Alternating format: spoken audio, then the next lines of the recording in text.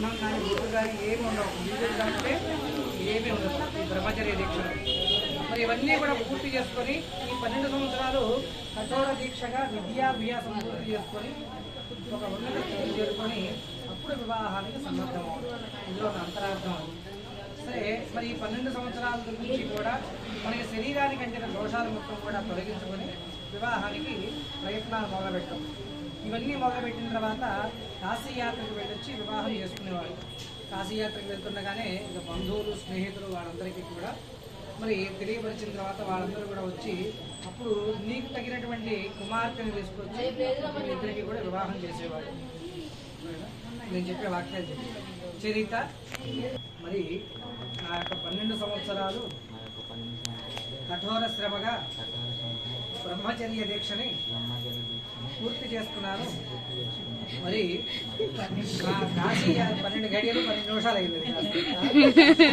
కాశీ యాత్రకి బయలుదేరుతున్నాను. మీరు అనుజ్ఞనిచ్చినట్లయితే కాశీ వెళ్ళొచ్చి వివాహం చేసుకుంటాను. నన్ను పంపించగలరు.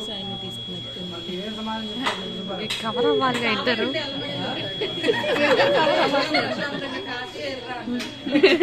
సాలంకారాం మమ భగినీం కన్యాం దాస్యామితే గుప్తా. అంటే దాని అర్థం ఏంటంటే రేపు బావగారు మా అక్కయ్య అయినటువంటి అక్కయ్య నీకు చెల్లె గట్టిగా చెప్పాలి. చెప్పు మీ అక్క పేరు చెప్పు. మరి నాగమానసను మా అక్కయ్య అయినటువంటి నాగమానసను ఇచ్చి మీకు వివాహము చేయదలిచినాము.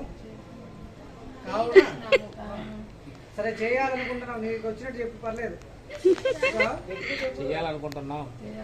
కావున మీరు కాశీయాత్రను విరమించుకొని కాశీయాత్రకు బదులుగా అసలే ఎండలు పెరిగినాయి. కాశీయాత్రకు బదులుగా మీరు ఊటీ కానీ కొడైకెనాల్ కానీ సిమ్లా కానీ ఇంగ్లాండ్ కానీ కూడా చెప్పు. మరి టికెట్ కొట్టవయ్యా చేసుకొని బ్రహ్మచర్యాన్ని విడనాడి గృహస్థ ఆశ్రమ ధర్మాలను స్వీకరించవలసిందిగా మనవి.